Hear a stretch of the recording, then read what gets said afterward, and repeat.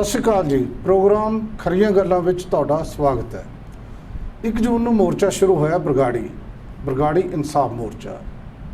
ਉਹਦੇ ਵਿੱਚ ਧਿਆਨ ਸਿੰਘ ਮੰਡ ਜਥੇਦਾਰ ਔਰ ਭਾਈ ਬਲਜੀਤ ਸਿੰਘ ਦਾਦੂਵਾਲ ਦੋਨਾਂ ਨੇ ਅਗਵਾਈ ਕੀਤੀ। ਨਾਲ ਉਹਨਾਂ ਦੇ ਸੀ ਅਮਰੀਕ ਸਿੰਘ ਅਜਨਾਲਾ। ਹੌਲੀ ਹੌਲੀ ਇਹ ਮੋਰਚਾ ਜਿਹੜਾ ਇਨਸਾਫ ਮੋਰਚਾ ਬੇਅਦਬੀ ਦੇ ਨਾਂ 'ਤੇ ਲੱਗਿਆ ਸੀ। ਸ਼੍ਰੀ ਗੁਰੂ ਗ੍ਰੰਥ ਸਾਹਿਬ ਦੀ ਬੇਅਦਬੀ ਦੇ ਨਾਂ 'ਤੇ ਬਹੁਤ ਸਾਰੇ ਲੋਕ ਉੱਥੇ ਇਕੱਠੇ ਹੋਣੇ ਸ਼ੁਰੂ ਹੋਏ। ਤੁਹਾਨੂੰ ਪਤਾ ਕਿ 7 ਅਕਤੂਬਰ ਨੂੰ ਲੱਖਾਂ ਲੋਕ ਉੱਥੇ ਇਕੱਠੇ ਹੋਏ ਸੀ। ਹੌਲੀ ਹੌਲੀ ਉਹ ਲੋਕ ਵੀ ਜਿਹੜੇ ਭਾਵੇਂ ਉਹਨਾਂ ਦੀ ਵਿਚਾਰਧਾਰਾ ਕੋਈ ਸੀ, ਭਾਵੇਂ ਪਾਰਟੀ ਕੋਈ ਸੀ, ਲੇਕਿਨ ਗੁਰੂ ਗ੍ਰੰਥ ਸਾਹਿਬ ਦੇ ਨਾਂ 'ਤੇ ਉੱਧਰ ਜਾਣ ਲੱਗੇ। ਉਹਨਾਂ 'ਚ ਇੱਕ ਬੰਦਾ ਸੀ ਸਰਦਾਰ ਵੀਰ ਦਵਿੰਦਰ ਸਿੰਘ।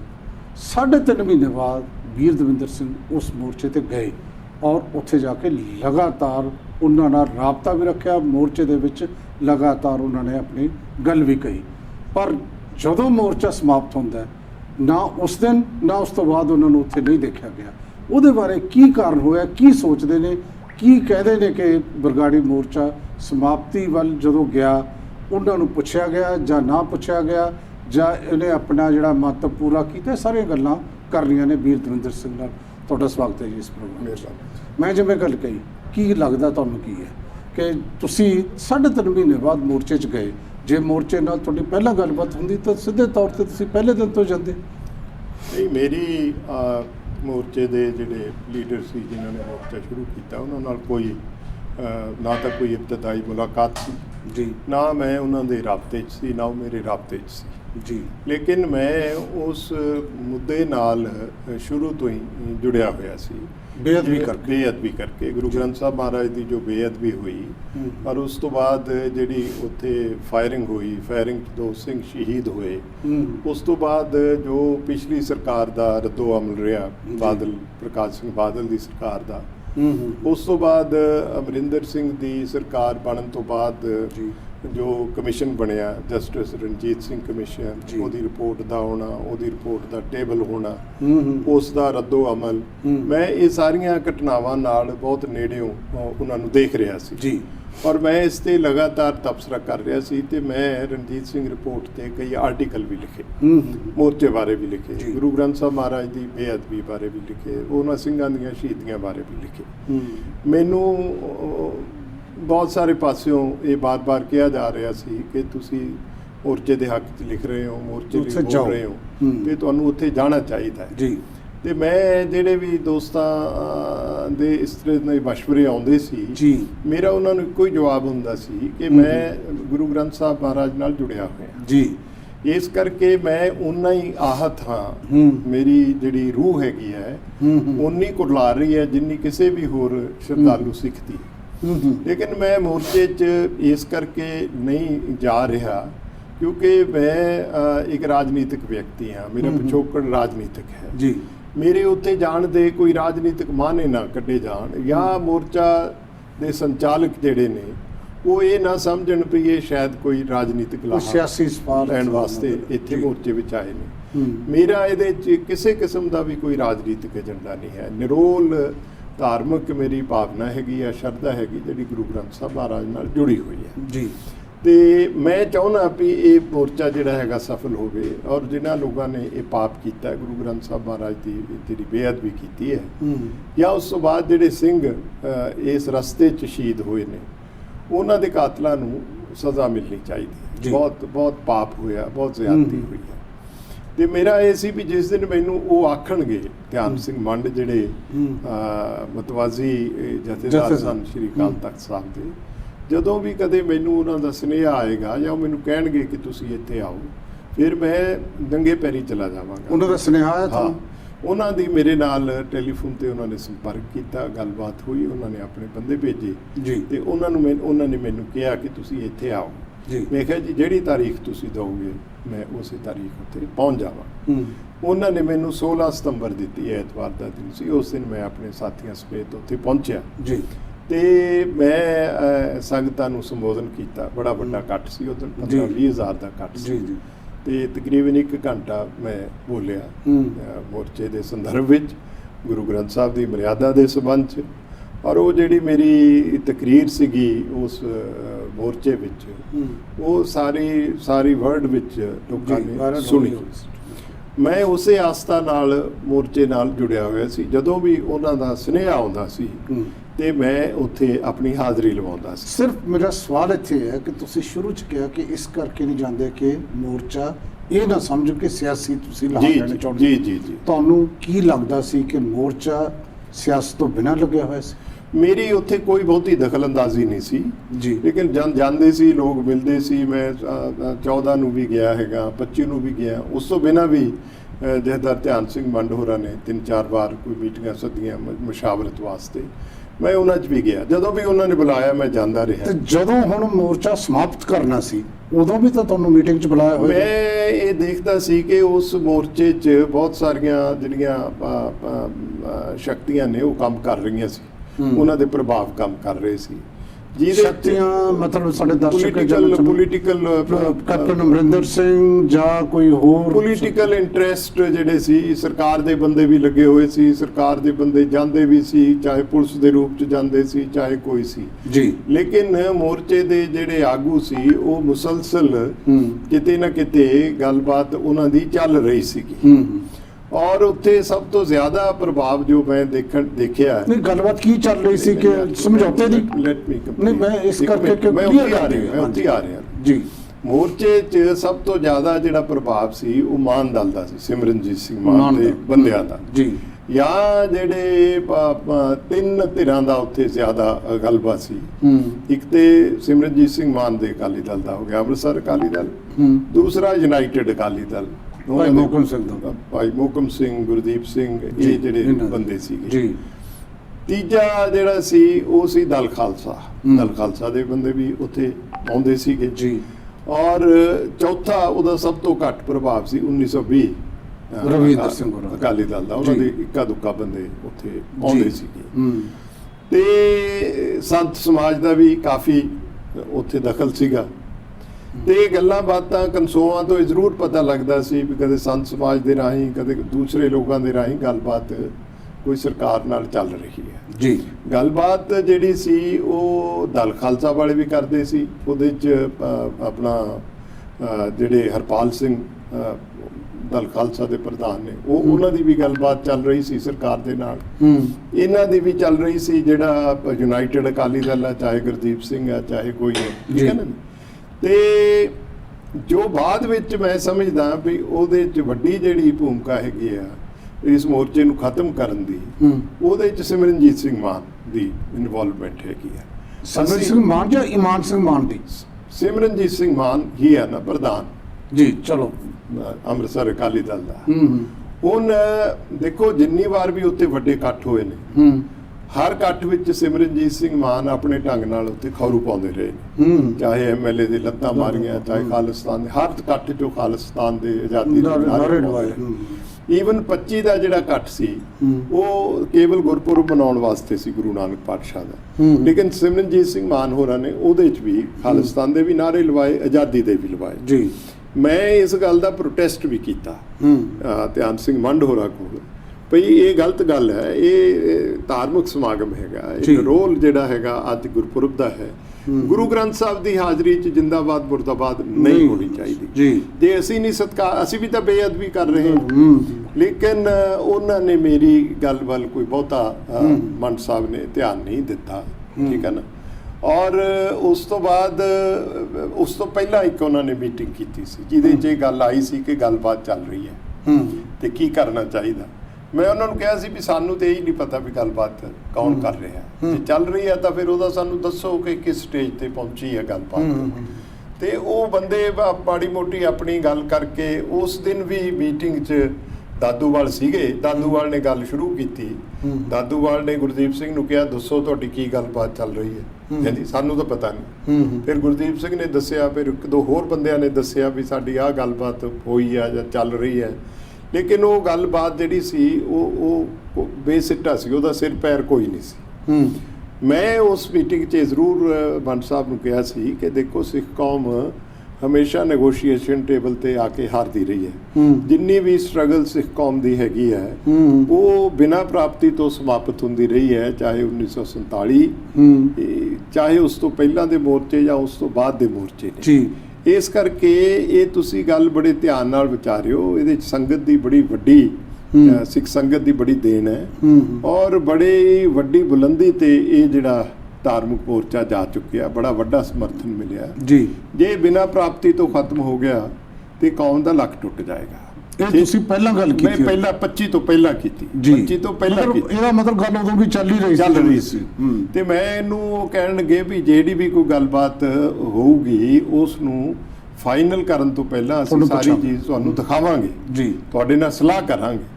ਜੇ ਤੁਸੀਂ ਸਾਰੇ ਉਹਨੂੰ ਓਕੇ ਕਰੋਗੇ ਫਿਰ ਆਪਾਂ ਅੱਗੇ ਤੁਰਾਂਗੇ। ਮੈਂ ਕਿਹਾ ਜੀ ਠੀਕ ਹੈ। ਉਸ ਤੋਂ ਬਾਅਦ 25 ਹੋ ਗਿਆ, 25 ਤੋਂ ਬਾਅਦ ਉਹਨਾਂ ਦਾ ਨਹੀਂ ਕੋਈ ਸੁਨੇਹਾ ਆਇਆ। ਅਸੀਂ ਤਾਂ ਇਹ ਟੀਵੀ ਤੇ ਖਬਰ ਸੁਣੀ, ਅਗਲੇ ਦਿਨ ਅਖਬਾਰ 'ਚ ਆ ਗਈ ਕਿ ਮੋਰਚਾ ਖਤਮ ਹੋ ਰਿਹਾ ਫਲਾਣੀ ਤਰੀਕ ਨੂੰ, ਤੇ ਅਖੰਡ ਪਾਠ ਦਾ ਕੱਲ ਪ੍ਰਕਾਸ਼ ਹੋ ਰਿਹਾ ਹੈ ਜੀ। ਤੇ ਉਹਨਾਂ ਦਾ ਮੈਨੂੰ ਅਖੰਡ ਪਾਠ ਪ੍ਰਕਾਸ਼ ਹੋਣ ਤੋਂ ਬਾਅਦ ਟੈਲੀਫੋਨ ਆਉਂਦਾ ਹੈਗਾ, 2 ਵਾਰ ਆਇਆ। ਤੇ ਮੈਂ ਕਿਹਾ ਜੀ ਵੀ ਤੁਸੀਂ ਸੰਗਤ ਨੂੰ ਭਰੋਸੇ 'ਚ ਲਿਆ? ਕਹਿੰਦੇ ਨਹੀਂ। ਮੈਂ ਕਿਹਾ ਸੰਗਤ ਨੂੰ ਭਰੋਸੇ 'ਚ ਲੈਣਾ ਚਾਹੀਦਾ, ਮੈਨੂੰ ਪਤਾ ਤੁਹਾਡੀ ਕੀ ਗੱਲ ਹੋਈ ਹੈ, ਪਰ ਸਿੱਖ ਸੰਗਤ ਨੂੰ ਤਾਂ ਭਰੋਸੇ 'ਚ ਲਓ। ਜਿਹੜੀ ਸੰਗਤ ਲੱਖਾਂ ਦੀ ਗਿਣਤੀ 'ਚ ਬਰਗਾੜੀ ਪਹੁੰਚੀ ਹੈ ਉਹ ਵੀ ਸ਼ਾਮਲ ਹੈ। ਜਿਹੜੀ ਸੰਗਤ ਦੇਸ਼ ਪ੍ਰਦੇਸ਼ 'ਚ ਕਰੋੜਾਂ ਦੀ ਗਿਣਤੀ 'ਚ ਬੈਠੀ ਹੈ, ਜਿਨ੍ਹਾਂ ਦਾ ਜਿਹੜੇ ਮੋਰਚੇ ਨਾਲ ਜ਼ਿਹਨੀ ਤੌਰ ਤੇ ਜੁੜੇ ਹੋਏ ਸੀਗੇ, ਦਿਮਾਗੀ ਤੌਰ ਤੇ ਜੁੜੇ ਸੀ, ਉਹਨਾਂ ਨੂੰ ਵੀ ਦੱਸਣਾ ਬਣਦਾ ਵੀ ਕੀ ਗੱਲ ਹੋ ਰਹੀ ਹੈ, ਕਿਹਨੇ ਕੀਤੀ ਹੈ, ਕੀ ਪ੍ਰਾਪਤੀ ਹੈ, ਕਿਹੜੀਆਂ ਮੰਗਾਂ ਤੁਹਾਡੀਆਂ ਮੰਨੀਆਂ ਨੇ। ਫਿਰ ਸੰਗਤ ਦੀ ਮਨਜ਼ੂਰੀ ਨਾਲ ਜੋ ਤੁਸੀਂ ਕਰਨਾ ਕਰੋ ਜੀ, ਲੇਕਿਨ ਸੰਗਤ ਦੀ ਬਹੁਤ ਵੱਡੀ ਦੇਣ ਹੈ। ਇਹ ਤੁਸੀਂ ਉਹਨਾਂ ਨੂੰ ਕਿਹਾ? ਮੈਂ ਉਹਨਾਂ ਨੂੰ ਕਿਹਾ, ਉਹਨਾਂ ਨੇ ਸਗੋਂ ਮੈਨੂੰ ਕਿਹਾ ਵੀ ਸੰਗਤ ਦੀ ਦੇਣ ਤਾਂ ਹੈਗੀ ਹੈ, ਪਰ ਜਿਨ੍ਹਾਂ ਨੇ ਮੋਰਚਾ ਸ਼ੁਰੂ ਕੀਤਾ ਉਹਨਾਂ ਦੀ ਵੀ ਬੜੀ ਦੇਣ ਹੈ। ਮੈਂ ਕਿਹਾ ਉਹਨਾਂ ਦੀ ਦੇਣ ਤੋਂ ਅਸੀਂ ਮੁਨਕਰ ਨਹੀਂ ਹਾਂ, ਪਰ ਉਹਨਾਂ ਦੀ ਦੇਣ ਕੀ ਕਰਦੀ ਜੇ ਸੰਗਤ ਹੀ ਨਾ ਆਉਂਦੀ। ਜੀ ਬਿਲਕੁਲ, ਤੁਸੀਂ ਠੀਕ ਕਹਿ ਰਹੇ ਹੋ ਸਰਦਾਰ ਵੀਰ ਦਵਿੰਦਰ ਸਿੰਘ। ਲੱਗ ਇਹ ਰਿਹਾ ਇਹ ਸਾਰੀ ਜਿਹੜੀ ਤੁਸੀਂ ਗੱਲਬਾਤ ਕੀਤੀ ਹੈ, ਕਿਤੇ ਨਾ ਕਿਤੇ ਤੁਹਾਡੇ ਮਨ 'ਚ ਇਸ ਗੱਲ ਦੀ ਮਾਯੂਸੀ ਹੈ ਕਿ ਸ਼ਾਇਦ ਜੇ ਉਹਨੂੰ ਸਿੱਧੇ ਲਫ਼ਜ਼ਾਂ ਕਹੇ ਕਿ ਜਦੋਂ ਜ਼ਰੂਰਤ ਸੀ ਤੁਹਾਨੂੰ ਬੁਲਾਇਆ ਗਿਆ, ਤੁਹਾਡੀ ਸਲਾਹ ਵੀ ਲਈ ਗਈ, ਲੇਕਿਨ ਉਸ ਤੋਂ ਬਾਅਦ ਤੁਹਾਨੂੰ ਨਹੀਂ ਪੁੱਛਿਆ ਗਿਆ। ਇਹ ਗੱਲ ਨਹੀਂ ਲੱਗਦੀ ਤੁਹਾਨੂੰ ਜਿਵੇਂ ਸਿੱਧੇ ਲਫ਼ਜ਼ ਥੋੜੇ ਸਖਤ ਨੇ ਵਰਤਿਆ ਗਿਆ? ਨਹੀਂ, ਵਰਤਿਆ ਤਾਂ ਹੁੰਦਾ ਜੇ ਕੋਈ ਅਸੀਂ ਕਿਸੇ ਮਜਬੂਰੀ ਬਸ ਗਏ ਹੁੰਦੇ। ਅਸੀਂ ਤਾਂ ਆਪਣਾ ਜੋ ਸਾਡੀ ਭਾਵਨਾ ਸੀ, ਸਾਡਾ ਫਰਜ਼ ਸੀ ਗੁਰੂ ਗ੍ਰੰਥ ਸਾਹਿਬ ਪ੍ਰਤੀ ਅਸੀਂ ਸਮਰਪਿਤ ਹਾਂ, ਉਸੇ ਵਾਸਤੇ ਅਸੀਂ ਗਏ ਹਾਂ। ਸਾਨੂੰ ਇਸ ਗੱਲ ਦਾ ਕੋਈ ਚੋਰਾ ਨਹੀਂ ਕਿ ਅਸੀਂ ਉੱਥੇ ਗਏ, ਅਸੀਂ ਉੱਥੇ ਟਾਈਮ ਵੇਸਟ ਕੀਤਾ। ਕਿਤੇ ਇਹ ਤਾਂ ਨਹੀਂ ਹੈ ਕਿ ਕਿਤੇ ਇਹ ਤਾਂ ਨਹੀਂ ਕਿ ਇਹ ਜਿਵੇਂ ਕਿਹਾ ਜਾਂਦਾ ਹੈ ਕਿ ਸਰਕਾਰ ਨਾਲ ਇਹਨਾਂ ਦੀ ਗੱਲ ਸੀ, ਸਰਕਾਰ ਕਦੇ ਵੀ ਨਹੀਂ ਚਾਹੁੰਦੀ ਸੀ ਕਿ ਵੀਰ ਦਵਿੰਦਰ ਸਿੰਘ ਉੱਥੇ ਜਾਵੇ ਤੇ ਗੱਲ ਕਰੇ? ਮੈਨੂੰ ਇਹ ਨਹੀਂ ਪਤਾ, ਮੈਂ ਕਿਸੇ ਗੱਲਬਾਤ 'ਚ ਸ਼ਾਮਲ ਨਹੀਂ ਸੀ, ਠੀਕ ਹੈ ਨਾ। ਅਸੀਂ ਇਹ ਜ਼ਰੂਰ ਸ਼ੁਰੂ ਤੋਂ ਹੀ ਉਹਨਾਂ ਨੂੰ ਕਹਿੰਦੇ ਰਹੇ ਵੀ ਤੁਸੀਂ ਇਹਦੀ ਕੋਈ ਇੱਕ ਕਮੇਟੀ ਬਣਾ ਦਿਓ ਮੋਰਚੇ ਦੇ ਸੰਚਾਲਨ ਦੀ, ਤਾਂ ਕਿ ਰਾਏ ਮਸ਼ਵਰੇ ਨਾਲ ਇਹ ਜਿਹੜਾ ਮੋਰਚਾ, ਮੈਂ ਪਹਿਲੇ ਦਿਨ ਤੋਂ ਕਿਹਾ ਸੀ ਕਿ ਇਹ ਲੰਮਾ ਚੱਲੇਗਾ, ਕਿਉਂਕਿ ਸਰਕਾਰਾਂ ਦੀ ਬੇਈਮਾਨੀ ਮੈਨੂੰ ਦਿਸ ਰਹੀ ਸੀ। ਕੈਪਟਨ ਸਰਕਾਰ ਦੀ ਬੇਈਮਾਨੀ, ਭਾਰਤ ਸਰਕਾਰ ਦੀ ਬੇਈਮਾਨੀ, ਜਿਸ ਤਰ੍ਹਾਂ ਉਹਨਾਂ ਨੇ ਮਾਮਲਾ ਉਲਝਾਇਆ ਸੀ, ਹਾਈ ਕੋਰਟ 'ਚ ਉਲਝਾਇਆ, ਹਾਈ ਕੋਰਟ ਵਿੱਚ ਐਡਵੋਕੇਟ ਜਨਰਲ ਦਾ ਗੈਰ ਹਾਜ਼ਰ ਹੋਣਾ, ਉੱਥੋਂ ਪੁਲਿਸੀਆਂ ਨੂੰ ਸਟੇ ਮਿਲਣੀ, ਲੰਮੀਆਂ ਤਰੀਕਾਂ ਮਿਲਣੀਆਂ, ਇਸ ਤੋਂ ਸਰਕਾਰ ਦੀ ਬੇਈਮਾਨੀ ਜ਼ਾਹਰ ਸੀ। ਦੂਸਰਾ ਇਹ ਹੈ ਵੀ ਜਿਹੜੇ ਮੰਤਰੀ ਪਹਿਲਾਂ ਉੱਥੇ ਚੱਕਰ ਕੱਟਦੇ ਸੀਗੇ, ਜਿਹਦੇ ਤ੍ਰਿਪਤ ਰਜਿੰਦਰ ਸਿੰਘ ਬਾਜਵਾ, ਉਹ ਬਾਅਦ 'ਚ ਮੋਰਚੇ ਦੇ ਉਲਟ ਬਿਆਨ ਦੇਣ ਲੱਗੇ ਸੀ ਵੀ ਜੀ ਮੰਗਾਂ ਤਾਂ ਬਣ ਲਈਆਂ, ਇਹ ਤਾਂ ਸਿਆਸੀ ਕਾਰਨਾਂ ਕਰਕੇ ਬੈਠੇ ਨੇ, ਇਹ ਹੈ ਉਹ ਹੈ। ਤੇ ਉਹ ਵੀ ਇੱਕ ਲਿੰਕ ਜਿਹੜਾ ਸੀ ਉਹ ਤਕਰੀਬਨ ਟੁੱਟ ਚੁੱਕਿਆ ਸੀ। ਜਦੋਂ ਤੁਹਾਨੂੰ ਦੁਬਾਰਾ ਫੋਨ ਆਇਆ ਕਿ ਅਸੀਂ ਪ੍ਰਕਾਸ਼ ਕਰ ਰਹੇ ਹਾਂ ਅਖੰਡ ਪਾਠ ਸਾਹਿਬ, ਹਾਲਾਂਕਿ ਗੱਲ ਤਾਂ ਇਹ ਹੋਈ ਸੀ ਨਾ ਸਰਦਾਰ ਵੀਰ ਦਵਿੰਦਰ ਸਿੰਘ ਕਿ 6 ਤਰੀਕ ਨੂੰ ਇੱਕ ਵੀਡੀਓ ਵਾਇਰਲ ਹੋਈ ਸੀ ਕਿ ਸਮਝੌਤਾ ਹੋ ਗਿਆ, ਤਾਂ ਹੀ ਸਮਝੌਤੇ ਤੋਂ ਬਾਅਦ ਹੀ ਸ਼ੁਕਰਾਨੇ ਦਾ ਪਾਠ ਰੱਖਿਆ ਗਿਆ ਨਾ, ਤਾਂ ਹੀ 9 ਨੂੰ, ਇਹਦਾ ਮਤਲਬ ਪਹਿਲਾਂ ਹੋਊਗਾ ਸਮਝੌਤਾ। ਮੈਨੂੰ ਪੰਡ ਸਾਹਿਬ ਨੇ ਕਿਹਾ ਸੀ ਕਿ ਤੁਸੀਂ ਕੋਈ ਬਿਆਨ ਜਾਰੀ ਕਰ ਦਿਓ ਜੀ, ਤਾਂ ਕਿ ਤੁਸੀਂ ਕਹੋ ਵੀ ਜੋ ਹੋ ਰਿਹਾ ਠੀਕ ਹੋ ਰਿਹਾ, ਸਮਝੌਤਾ ਤਾਂ ਅਖੀਰ ਹੋਣਾ ਹੀ ਸੀ, ਮੋਰਚਾ ਤਾਂ ਚੱਕਣਾ ਹੀ ਸੀ। ਤੇ ਮੈਂ ਉਹਨਾਂ ਨੂੰ ਕਿਹਾ ਜੀ ਮੈਂ ਬਿਆਨ ਇਸ ਤਰ੍ਹਾਂ ਨਹੀਂ ਜਾਰੀ ਕਰ ਸਕਦਾ, ਜਦ ਮੈਨੂੰ ਪਤਾ ਹੀ ਕੁਛ ਨਹੀਂ, ਮੈਂ ਹਨੇਰੇ 'ਚ ਰਹਿ ਕੇ ਕੋਈ ਬਿਆਨ ਨਹੀਂ ਜਾਰੀ ਕਰ ਸਕਦਾ। ਹੁਣ ਤਾਂ ਪਤਾ ਲੱਗ ਗਿਆ, ਸੁਣ ਤਾਂ ਲਓ ਨਾ, ਗੱਲ ਤਾਂ ਸੁਣੋ ਨਾ ਜੀ। ਮੈਂ ਉਹਨਾਂ ਨੂੰ ਕਿਹਾ ਵੀ ਇਹ ਬਿਆਨ ਮੇਰੇ ਲਈ ਜਾਰੀ ਕਰਨਾ ਸੰਭਵ ਨਹੀਂ ਹੈ, ਮੈਨੂੰ ਪਤਾ ਹੀ ਨਹੀਂ ਕੀ ਹੋਇਆ, ਕੀ ਪ੍ਰਾਪਤੀ ਹੈ ਮੋਰਚੇ ਦੀ ਜੀ। ਚਲੋ ਉਹਨਾਂ ਨੇ ਅਖੰਡ ਪਾਠ ਆਪਣਾ ਰਖਾਤਾ, ਰੱਬ ਕਰਾਤਾ। ਜਿਸ ਦਿਨ ਭੋਗ ਸੀ ਉਸ ਦਿਨ ਮੈਨੂੰ ਇੱਕ ਦਿਨ ਪਹਿਲਾਂ ਫਿਰ ਟੈਲੀਫੋਨ ਆਇਆ ਸੀ ਕਿ ਤੁਸੀਂ ਕੱਲ ਆਓ, तो मैं उन्होंने कहा जी कल मैं नहीं आ सकता क्योंकि मैंने पता ही नहीं, मैं उन्होंने वजीरां च आके क्यों बैठूंगा जिन्हें मैं समझदा कि बेईमान ने, वो सरकार बेईमान है और ये मोर्चे नाल बहुत बड़ा फ्रॉड होण जा रहा है, सिख संगत नाल फ्रॉड होण जा रहा है। ते जदों मैं ਇਹਦੇ ਚ है ही नहीं, किसी मेरी भूमिका ही कोई नहीं है, ਤੇ ਫਿਰ ਮੈਂ ਕਾਹਦੇ ਲਈ ਆ ਕੇ ਬੈਠਣਾ। ਜੇ ਤੁਸੀਂ ਜੋ ਵੀ ਉੱਥੇ ਅਨਾਉਂਸਮੈਂਟ ਹੋਏਗੀ, ਮੈਂ ਜੇ ਉਹ ਮੈਨੂੰ ਠੀਕ ਨਾ ਲੱਗੀ ਤਾਂ ਮੈਂ ਆਪਣੇ ਸੁਭਾਅ ਦੇ ਮੁਤਾਬਕ ਫਿਰ ਉਹਦਾ ਵਿਰੋਧ ਕਰਾਂਗਾ। ਵਿਰੋਧ ਕਰਾਂਗਾ ਤੇ ਉੱਥੇ ਪੈਂਡੇਮੋਨੀਅਮ ਹੋਏਗਾ, ਰੌਲਾ ਪਏਗਾ। ਸੋ ਇਸ ਲਈ ਬਿਹਤਰ ਇਹ ਆ ਕਿ ਮੈਂ ਉੱਥੇ ਨਹੀਂ ਆਉਣਾ ਕਿਉਂਕਿ ਮੈਂ ਉਹਦਾ ਹਿੱਸਾ ਨਹੀਂ ਹਾਂ। ਹੁਣ ਗੱਲ ਉੱਥੇ ਪੁੱਛਣ ਲੱਗਿਆ ਸੀ ਜੀ, ਮੇਰੇ ਕੋਲ ਟਾਈਮ ਘੱਟ ਹੈ, ਸਵਾਲ ਜ਼ਿਆਦਾ। ਮੈਂ ਉੱਥੇ ਆ ਰਿਹਾ, ਮੈਨੂੰ ਮੁਕਾ ਲੈਣ ਦਿਓ ਜੀ। ਉਹ ਫਿਰ ਇਹ ਹੋਇਆ ਵੀ ਬਾਅਦ 'ਚ ਪਤਾ ਲੱਗਿਆ ਵੀ ਉਹ ਸਾਰਾ ਜਿਵੇਂ ਸਿਮਰਨਜੀਤ ਸਿੰਘ ਮਾਨ ਨੇ ਉਦਣ ਵੀ ਨਾਅਰੇ ਲਵਾਏ, ਸਿਮਰਨਜੀਤ ਸਿੰਘ ਮਾਨ ਉਦਣ ਸਰਕਾਰ ਦੀ ਸਭ ਤੋਂ ਵੱਡੀ ਵਕਾਲਤ ਕਰਦਾ ਸੀ, ਸਮਝ ਗਏ? ਮੈਂ ਸੁਣਿਆ ਲੈਕਚਰ। ਹਾਂ, ਹੁਣ ਇਹ ਸਮਝ ਆਉਂਦਾ ਹੈ ਕਿ ਇਹ ਸਮਝੌਤਾ ਦੋਨਾਂ ਸਾਡੂਆਂ ਦਾ ਹੋਇਆ, ਸਿਮਰਨਜੀਤ ਸਿੰਘ ਮਾਨ ਔਰ ਅਮਰਿੰਦਰ ਸਿੰਘ ਦਾ ਹੋਇਆ। ਇਹਨਾਂ ਨੇ ਸਾਜ਼ਿਸ਼ ਦੇ ਵਿੱਚ ਫਸਾ ਕੇ ਧਿਆਨ ਸਿੰਘ ਮੰਡ ਨੂੰ, ਕਿਉਂਕਿ ਧਿਆਨ ਸਿੰਘ ਮੰਡ ਦੀ ਸ਼ਖਸੀਅਤ ਇਸ 'ਚ ਉੱਭਰ ਰਹੀ ਸੀ, ਇੱਕੋ ਹੀ ਸ਼ਖਸੀਅਤ ਸੀ ਜਿਹੜੀ ਧਾਰਮਿਕ ਤੌਰ ਤੇ ਇਹ ਬਰਗਾੜੀ ਇਨਸਾਫ ਮੋਰਚੇ 'ਚ ਉੱਭਰ ਰਹੀ ਸੀ, ਬੁਲੰਦੀ ਵੱਲ ਜਾ ਰਹੀ ਸੀ। ਇਹ ਧਿਆਨ ਸਿੰਘ ਮੰਡ ਦੀ ਸੀ। ਮੈਂ ਉਹਨਾਂ ਨੂੰ ਬਾਰ-ਬਾਰ ਖਬਰਦਾਰ ਕੀਤਾ ਕਿ ਤੁਹਾਨੂੰ ਸਿੱਟਣ ਲਈ ਬੜੇ ਉਪਰਾਲੇ ਹੋਣਗੇ, ਤੁਸੀਂ ਸੁਚੇਤ ਰਹੋ, ਕੌਮ ਨੂੰ ਕਿਤੇ ਪਿੱਠ ਨਾ ਦੇ ਜਿਓ, ਕੌਮ ਨੇ ਬਹੁਤ ਵੱਡਾ ਵਿਸ਼ਵਾਸ ਤੁਹਾਡੇ 'ਚ ਪ੍ਰਗਟ ਕੀਤਾ ਹੈਗਾ। ਲੇਕਿਨ ਇਹ ਕੁਝ ਤਾਕਤਾਂ ਜਿਹੜੀਆਂ ਸੀ ਇਹ ਲੱਗੀਆਂ ਹੋਈਆਂ ਸੀ, ਜਿਹਦੇ 'ਚ ਸਿਮਰਨਜੀਤ ਸਿੰਘ ਮਾਨ ਵੀ ਸ਼ਾਮਲ ਸੀ, ਜਿਹਦੇ 'ਚ ਗੁਰਦੀਪ ਸਿੰਘ ਬਠਿੰਡਾ ਵੀ ਸ਼ਾਮਲ ਸੀ। ਇਹ ਕਈ ਦਲ ਜਿਹੜੇ ਸੀ ਇਸ ਕੰਮ ਲਈ ਲੱਗੇ ਸੀ। ਦਾਦੂਵਾਲ ਦਾ ਕੀ ਰੋਲ ਸੀ? ਦਾਦੂਵਾਲ ਦੇ ਰੋਲ ਬਾਰੇ ਮੈਂ ਕੋਈ ਟਿੱਪਣੀ ਨਹੀਂ ਕਰਨਾ ਚਾਹੁੰਦਾ ਕਿਉਂਕਿ ਦਾਦੂਵਾਲ ਦਾ ਰੋਲ ਉਸ ਦਿਨ ਹੀ ਉਹਨੇ 2-3 ਬਿਆਨ ਬਦਲੇ। ਪਹਿਲਾਂ ਦੇਤਾ ਕਿ ਜੀ ਮੈਨੂੰ ਪਤਾ ਨਹੀਂ, ਮੈਂ ਤਾਂ ਜੋ ਐਲਾਨ ਕਰ ਰਿਹਾ ਇਹ ਮੈਨੂੰ ਮੰਡ ਸਾਹਿਬ ਨੇ ਕਿਹਾ ਇਸ ਕਰਕੇ ਮੈਂ ਐਲਾਨ ਕਰਤਾ, ਕੀ ਮੁੱਕੀ ਹੈ ਕੀ ਮੁਕਾਈ ਹੈ ਮੈਨੂੰ ਕੱਖ ਨਹੀਂ ਪਤਾ। ਉਦੋਂ ਬਾਅਦ ਫਿਰ ਸ਼ਾਮ ਨੂੰ ਇੱਕ ਵੀਡੀਓ ਆ ਗਈ, ਉਹਨੇ ਕਿਹਾ ਜੀ ਮੰਡ ਸਾਹਿਬ ਨਾਲ ਗੱਲ ਹੋ ਲਈ, ਉਹਨਾਂ ਨੇ ਸਾਨੂੰ ਸਮਝਾਤਾ, ਇਹ ਬੜਾ ਚੰਗਾ ਹੋਇਆ ਜੀ, ਇਹਦੀਆਂ ਬੜੀਆਂ ਪ੍ਰਾਪਤੀਆਂ, ਹੁਣ ਮੈਂ ਇਹਦੇ ਨਾਲ ਸਹਿਮਤ ਹਾਂ। ਹੁਣ ਉਦੋਂ ਬਾਅਦ ਜਦੋਂ ਹੋ ਗਿਆ ਸਾਰਾ ਕੁਝ, ਫਿਰ ਅਗਲੇ ਦਿਨ ਆ ਗਿਆ ਜੀ ਇਹ ਤਾਂ ਜੀ ਬੜੀ ਠੱਗੀ ਹੋ ਗਈ ਜੀ, ਮੈਨੂੰ ਤਾਂ ਪਤਾ ਨਹੀਂ ਲੱਗਿਆ। ਹੁਣ ਜਦੋਂ ਦਰਬਾਰ ਸਾਹਿਬ ਗਏ ਤੇ ਮੰਡ ਸਾਹਿਬ ਕੱਲੇ ਗਏ, ਦਾਦੂਵਾਲ ਕੱਲਾ ਗਿਆ। ਹੁਣ ਇਹ ਦਾਦੂਵਾਲ ਬਲਜੀਤ ਸਿੰਘ, ਭਾਈ ਬਲਜੀਤ ਸਿੰਘ ਦਾਦੂਵਾਲ ਜਾਣੇ ਜਾਂ ਧਿਆਨ ਸਿੰਘ ਮੰਡ ਜਾਣ, ਕੀ ਹੋਇਆ, ਕਿਵੇਂ ਮੁੱਕੀ, ਪਰਦੇ ਦੇ ਪਿੱਛੇ ਕੌਣ ਸੀ, ਸਰਕਾਰ ਨੇ ਕਿਹਨੂੰ ਭੇਜਿਆ, ਕਿਹਦੇ ਨਾਲ ਗੱਲ ਹੋਈ। ਇਹ ਗੱਲ ਜ਼ਾਹਿਰ ਹੈ ਕਿ ਇਹ ਜਿਹੜਾ ਮੋਰਚਾ ਸੀ ਇਹਦਾ ਸੌਦਾ ਸਿਮਰਨਜੀਤ ਸਿੰਘ ਮਾਨ ਨੇ ਕੀਤਾ, ਆਪਣੇ ਸਾਡੂ ਨਾਲ ਕੀਤਾ, ਸੰਗਰੂਰ ਦੀ ਸੀਟ ਲਈ ਕਰ ਲਿਆ ਵੀ ਜੀ ਮੈਨੂੰ ਪਾਰਲੀਮੈਂਟ ਭੇਜੋ, ਤੁਸੀਂ ਕੋਈ ਮਾੜਾ ਉਮੀਦਵਾਰ ਖੜਾ ਕਰ ਦਿਓ ਤੇ ਮੋਰਚਾ ਅਸੀਂ ਚੁਕਾ ਦਿੰਨੇ ਆ। ਮੋਰਚਾ ਚੁਕਾਤਾ ਉਹਨਾਂ ਨੇ ਆਪਣਾ। ਕੀ ਮਿਲਿਆ ਮੋਰਚੇ 'ਚ? ਕੱਖ ਨਹੀਂ ਮਿਲਿਆ। ਜਿੱਥੇ ਮੈਂ ਇਹ ਕਹਿਣਾ ਨਾ ਵੀ ਮਿਲਣਾ ਕੀ ਸੀ, ਕੁਝ ਵੀ ਨਹੀਂ ਹੋਇਆ। ਬਾਦਲਾਂ ਦੇ ਖਿਲਾਫ 120 ਵੀਰ ਦਾ ਪਰਚਾ ਵੀ ਨਹੀਂ ਹੋਇਆ ਸਾਜ਼ਿਸ਼ ਦਾ, ਜਿਹੜੀ ਸਾਜ਼ਿਸ਼ 'ਚੋਂ ਸ਼ਾਮਲ ਸੀਗੇ, ਚਾਹੇ ਗੁਰੂ ਗ੍ਰੰਥ ਸਾਹਿਬ ਦੀ ਬੇਅਦਬੀ ਦੀ ਸੀ, ਭਾਵੇਂ ਉਹ ਗੋਲੀ ਕਾਂਡ ਸੀਗਾ ਜਾਂ ਉਸ ਤੋਂ ਬਾਅਦ ਦੀਆਂ ਜਿਹੜੀਆਂ ਘਟਨਾਵਾਂ ਸੀ, ਬਾਦਲ ਹੋਣੀ ਤਾਂ ਕਿਤੇ ਵੀ ਨਹੀਂ, ਜਿਹੜੀ ਸਾਰੀ ਸੰਗਤ ਤਰਾ ਕਰ ਰਹੀ ਸੀ, ਪਰਚਾ ਦਰਜ ਕਰਨ 'ਚ ਕੀ ਜਾ ਰਹੀ ਮੰਗਾਂ 'ਚੋਂ ਕਿਹੜੀ ਮੰਗ ਮੰਨੀ ਗਈ? ਕੋਈ ਮੰਗ ਨਹੀਂ ਮੰਨੀ ਗਈ। ਨਾ ਤਾਂ ਬਾਦਲਾਂ ਦੇ ਖਿਲਾਫ ਪਰਚਾ ਦਰਜ ਹੋਇਆ ਜੀ, ਨਾ ਸੈਣੀ ਦੇ ਖਿਲਾਫ ਹੋਇਆ, ਨਾ ਸੈਣੀ ਨੂੰ 120 ਵਿੱਚ ਪਾਇਆ, ਸਮਝ ਗਏ ਨਾ? ਤੇ ਨਾ ਉੱਥੋਂ ਸਟੇ ਖਤਮ ਹੋਈ ਹੈ। ਮਤਲਬ ਆਪ ਦੇ ਮੁਕੱਦਮਿਆਂ ਲਈ ਅਮਰਿੰਦਰ ਸਿੰਘ ਆਪਣੇ ਜਿਹੜਾ ਪ੍ਰਿੰਸੀਪਲ ਸੈਕਟਰੀ ਦੇ ਮੁਕੱਦਮੇ ਲਈ ਤਾਂ ਐਡੇ ਮਹਿੰਗੇ ਵਕੀਲ, ਕਦੇ ਚਿਤੰਬਰਮ, ਕਦੇ ਕਿਸੇ ਨੂੰ ਲਿਆ ਕੇ ਉਹ ਹਾਈ ਕੋਰਟ 'ਚ ਪੇਸ਼ ਕਰਦਾ। ਲੇਕਿਨ ਇਹ ਜਿਹੜਾ ਕੌਮ ਦਾ ਮੁਕੱਦਮਾ ਸੀ ਉਹਦੇ 'ਚ ਉਹਦਾ ਆਪ ਦਾ ਐਡਵੋਕੇਟ ਜਨਰਲ ਵੀ ਹਾਜ਼ਰ ਨਹੀਂ ਹੁੰਦਾ ਰਿਹਾ, ਤਰੀਕਾਂ ਲੰਮੀਆਂ ਪੈਂਦੀਆਂ ਰਹੀਆਂ ਤੇ ਜਿਹੜੇ ਬੰਦੇ ਫੜੇ ਸੀ CBI ਨੇ ਉਹਨਾਂ ਦੀ ਜ਼ਮਾਨਤ ਹੋ ਗਈ ਹੈ। ਜਿਹੜੇ ਕੈਦੀ ਹੈਗੇ ਨੇ, ਜਿਹੜੇ ਸਜ਼ਾ ਭੋਗ ਚੁੱਕੇ ਨੇ, ਉਹਨਾਂ ਦੀ ਕਿਸੇ ਦੀ ਕੋਈ ਰਿਹਾਈ ਨਹੀਂ ਹੋਈ। ਆਸ਼ਵਾਸਨ ਹੈ, ਭਰੋਸਾ ਹੀ ਹੈ ਨਾ। ਭਰੋਸਾ ਤਾਂ ਉਹ ਪਹਿਲਾਂ ਦਾ ਵੀ ਦਿੱਤਾ ਹੋਇਆ 25-26 ਨੂੰ ਵੀ ਸੀ। ਫਿਰ ਜੇ ਇਦਾਂ ਹੀ ਚੱਕਣਾ ਸੀ, ਫਿਰ ਜਿੱਦਣ ਅਸੈਂਬਲੀ 'ਚ ਮਤਾ ਆਇਆ ਸੀਗਾ, ਫਿਰ ਭਾਵੇਂ ਉਦੋਂ ਅਗਲੇ ਦਿਨ ਚੱਕ ਦਿੰਦੇ। ਜੋ ਉਸ ਦਿਨ ਪ੍ਰਾਪਤੀ ਸੀ ਉਸ ਤੋਂ ਬਾਅਦ ਕੋਈ ਪ੍ਰਾਪਤੀ ਨਹੀਂ। SIT ਨੇ ਜਿਹੜੀ ਅਮਰਿੰਦਰ ਨੇ ਬਣਾਈ ਹੈ ਉਹਨੇ ਕੋਈ ਬੰਦਾ ਗ੍ਰਿਫਤਾਰ ਨਹੀਂ ਕੀਤਾ। ਬਿਆਨ ਲਏ ਨੇ, ਬਿਆਨ ਬਾਦਲਾਂ ਦੇ ਵੀ ਲੈ ਲਏ। ਬਿਆਨ ਲੈਣ ਤੋਂ ਬਾਅਦ ਇਹਨੂੰ ਕਿੰਨਾ ਚਿਰ ਹੋ ਗਿਆ? 120 ਵਿੱਚ ਉਹਨਾਂ ਨੂੰ ਸ਼ਾਮਲ ਕਰਨ 'ਚ ਕੀ ਲੱਗਦਾ ਹੈ? ਜਿਹੜਾ ਸੁਮੇਧ ਸੈਣੀ ਹੈ ਉਹਨੂੰ 302 ਵਾਲੇ ਪਰਚੇ 'ਚ 120 ਵਿੱਚ ਪਾਉਣ 'ਚ ਕੀ ਲੱਗਦਾ ਸੀ? ਅੱਗੇ ਤਾਂ ਟ੍ਰਾਇਲ ਅਦਾਲਤਾਂ 'ਚ ਜਿਹੜੀ ਗੱਲ ਮੈਂ ਤੁਹਾਨੂੰ, ਜਿਹੜੀ ਤੁਸੀਂ ਇਹ ਐਲੀਗੇਸ਼ਨ ਕਹਿ ਲਓ ਜਾਂ ਜੋ ਤੁਹਾਡੇ ਵਿਚਾਰ ਨੇ ਕਿ ਸਿਮਰਨਜੀਤ ਸਿੰਘ ਮਾਨ ਨੇ ਕੀਤਾ ਤੇ ਮੰਡ ਸਾਹਿਬ ਨੂੰ, ਜਥੇਦਾਰ ਮੰਡ ਨੂੰ ਇਹਦੇ ਚ ਕੀ ਮਿਲਿਆ ਜਾਂ ਉਹਨੂੰ ਕਿਉਂ ਨਹੀਂ ਪਤਾ ਲੱਗਿਆ ਇਹ ਗੱਲ ਦਾ? ਇਹ ਤਾਂ ਜਥੇਦਾਰ ਵੰਡ ਦੱਸ ਸਕਦੇ ਨੇ, ਮੈਨੂੰ ਤਾਂ ਪਤਾ ਨਹੀਂ। ਤੁਹਾਡੀ ਕੋਈ ਆਬਜ਼ਰਵੇਸ਼ਨ ਤਾਂ ਨਹੀਂ, ਮੇਰੀ ਕੋਈ ਆਬਜ਼ਰਵੇਸ਼ਨ ਨਹੀਂ। ਮੈਂ ਜਿਸ ਗੱਲ ਦਾ ਮੈਨੂੰ ਪਤਾ ਨਹੀਂ ਉਹਦੇ ਤੇ ਮੈਂ ਕੋਈ ਕੋਈ ਟਿੱਪਣੀ ਨਾ ਕਰੋ। ਦੇਣੀ। ਪਰ ਮੈਂ ਕਹਿਣਾ ਵੀ ਜਿਵੇਂ ਬਾਰ-ਬਾਰ ਉਸ ਕੱਟ ਚੁੱਟ ਕੇ ਸਿਮਰਨਜੀਤ ਸੰਗਤਾਂ ਨੂੰ ਸਮਝਾ ਰਿਹਾ ਸੀ ਵੀ ਜੀ ਸਰਕਾਰ ਦੀ ਮਜਬੂਰੀ ਹੁੰਦੀ ਹੈ, ਫਲਾਣਾ ਹੁੰਦੀ ਹੈ, ਮੈਂ ਇਹ ਕਹਿਣਾ ਵੀ ਇਹ ਜਿਹੜੇ ਦਮੂਹੇ ਸਿਆਸਤਦਾਨ ਨੇ, ਜਿਹੜੇ ਡਬਲ ਸਪੀਕ ਕਰਦੇ ਨੇ ਔਰ ਸੰਗਤਾਂ ਦੇ ਜਿਹੜੇ ਜਜ਼ਬਾਤ ਨੇ ਉਹਨਾਂ ਨਾਲ ਖੇਡਦੇ ਨੇ। ਸਿਮਰਨਜੀਤ ਸਿੰਘ ਮਾਨ ਆਪਣੇ ਆਪ ਐਲਾਨ ਕਰਦਾ ਕਿ ਮੈਂ ਸੰਗਰੂਰ ਤੋਂ ਪਾਰਲੀਮੈਂਟ ਦੀ ਚੋਣ ਲੜਾਂਗਾ, ਮੈਨੂੰ ਸੰਗਤਾਂ ਨੇ ਕਹਿਤਾ। ਜਦੋਂ ਬਰਗਾੜੀ ਜਾਂਦਾ ਉੱਥੇ ਖੌਰੂ ਪਾਉਂਦਾ, ਹਰ ਸਪੀਚ 'ਚ ਖਾਲਿਸਤਾਨ ਦੇ ਨਾਅਰੇ ਲਵਾਉਂਦਾ, ਆਜ਼ਾਦੀ ਦੇ ਨਾਅਰੇ ਲਵਾਉਂਦਾ। ਮੈਂ ਤੁਹਾਡੇ ਇਸ ਚੈਨਲ ਰਾਹੀਂ ਅੱਜ ਸਿਮਰਨਜੀਤ ਸਿੰਘ ਮਾਨ ਨੂੰ ਪੁੱਛਣਾ ਚਾਹੁੰਦਾ, ਤੂੰ ਪਾਰਲੀਮੈਂਟ ਦੀ ਇਲੈਕਸ਼ਨ ਲੜਨਾ ਚਾਹੁੰਦਾ?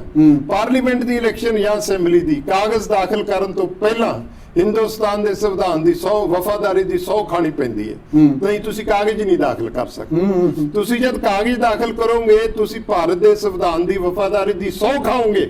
ਜੋ ਤੁਸੀਂ ਬਰਗਾੜੀ ਜਾਂਦੇ ਹੋ ਤੁਸੀਂ ਖੌਰੂ ਪਾਉਂਦੇ ਹੋ, ਤੁਸੀਂ ਦਲੱਤੇ ਮਾਰਦੇ ਹੋ ਲੋਕਾਂ ਨੂੰ, ਤੁਸੀਂ ਖਾਲਿਸਤਾਨ ਦੇ ਨਾਅਰੇ ਲਾਉਂਦੇ ਹੋ। ਤੁਸੀਂ ਦੱਸੋ ਸਹੀ ਤੁਹਾਡਾ ਅਸਲ ਚਿਹਰਾ ਕੀ ਹੈ?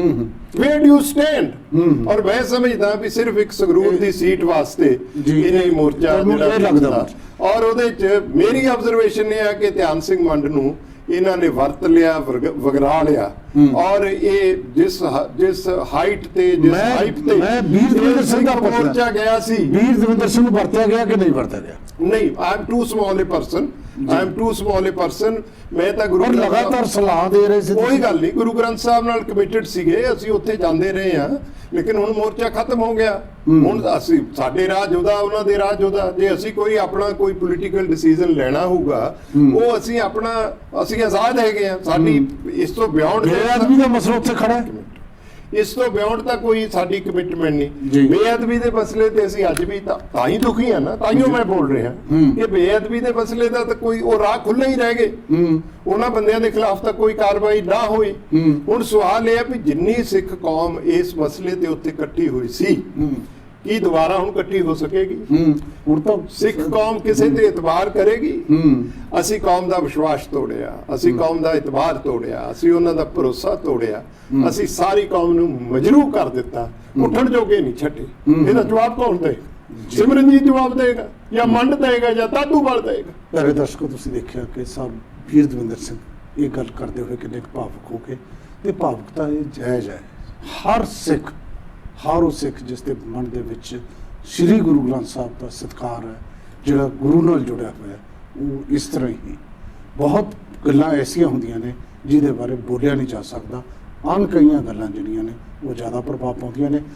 ਤੁਸੀਂ ਅੱਜ ਸਾਡੇ ਇਸ ਪ੍ਰੋਗਰਾਮ ਦੇ ਵਿੱਚ ਸਰਦਾਰ ਵੀਰ ਦਵਿੰਦਰ ਸਿੰਘ ਆਏ ਤੇ ਤੁਸੀਂ ਬਹੁਤ ਬੇਬਾਕੀ ਨਾਲ ਆਪਣੀਆਂ ਗੱਲਾਂ ਕਹੀਆਂ। ਤੁਹਾਡਾ ਬਹੁਤ ਬਹੁਤ ਧੰਨਵਾਦ। ਮੇਰੇ ਦਰਸ਼ਕੋ, ਤੁਹਾਡਾ ਬਹੁਤ ਬਹੁਤ ਧੰਨਵਾਦ।